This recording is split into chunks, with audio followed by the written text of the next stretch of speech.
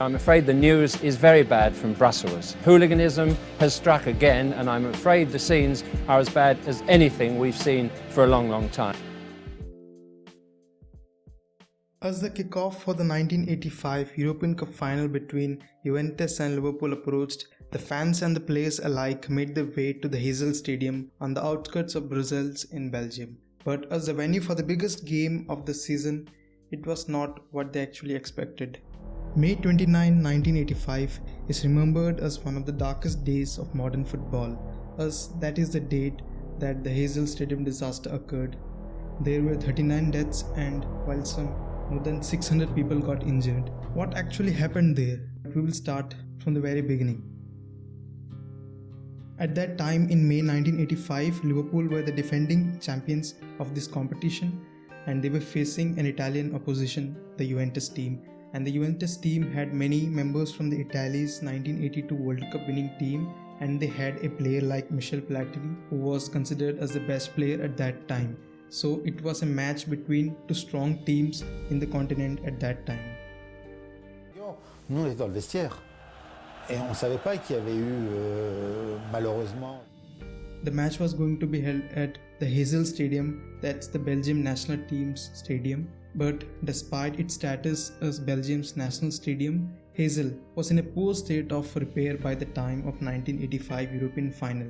The 55-year-old stadium had not been sufficiently maintained for several years and large parts of the stadium were literally crumbling. Juventus president at that time, Giampiero Boniperti, and Liverpool CEO Peter Robinson, both of them had asked UEFA to change the venue and choose some other venue, claiming that the Heysel was not in any condition to host a European final, especially a European final involving two of the largest and most powerful clubs in Europe at that time. However, UEFA refused to consider a move, and it was later found out that UEFA had an inspection of the stadium that lasted just 30 minutes. There were around 60,000 supporters in the stadium on that match day, with more than 25,000 for each team. Now you can see the diagram of the Heysel Stadium in front of you. The two ends behind the goals comprised of all standing terraces, each end split into three zones. The Juventus end was O, N and M, and the Liverpool end was X, Y and Z.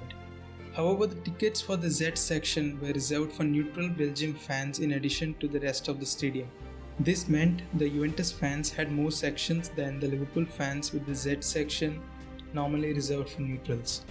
The idea of the large neutral area was opposed by both Liverpool and Juventus, as it would provide an opportunity for fans of both clubs to obtain tickets from agencies and while from any other means to get on the ground and create a dangerous mix of fans.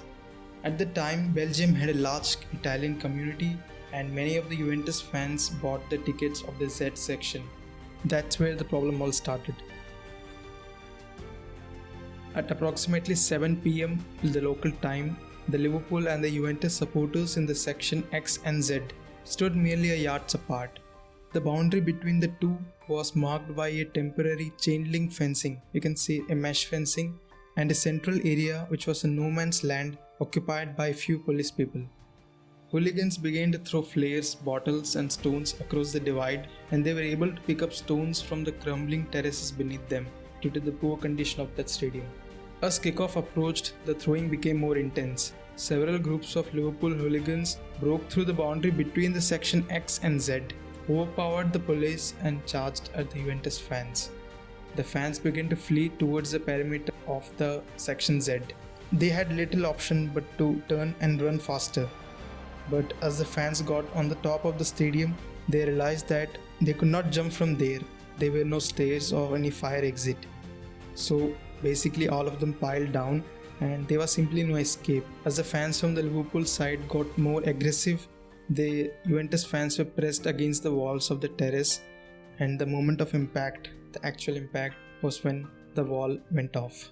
The wall could not withstand the force of the fleeing Juventus supporters and a lower portion collapsed, killing 39 people and more than 600 people got injured.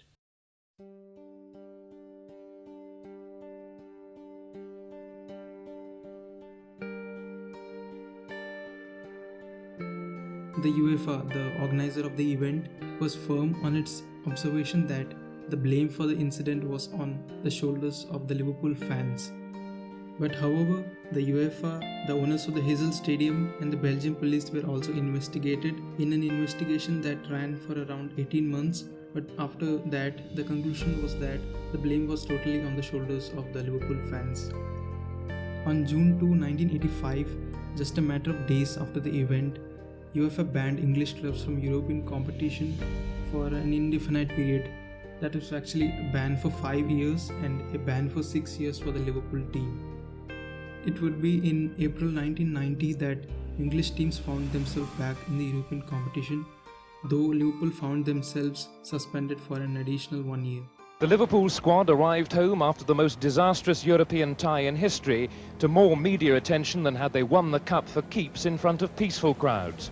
Flags were flying at half-mast out of respect for the dead and, it seemed, in shame as well. This had a huge impact on the financial side of English Football Federation, as they were a leading member at that time of UEFA, but it would be 2008 before they would again top that particular standing. Despite the scale of the disaster, the UEFA officials and other concerned people went ahead with the game, as they felt that abandoning the game would risk for further violence out there. Juventus won the match 1-0 thanks to a penalty by Michel Platini.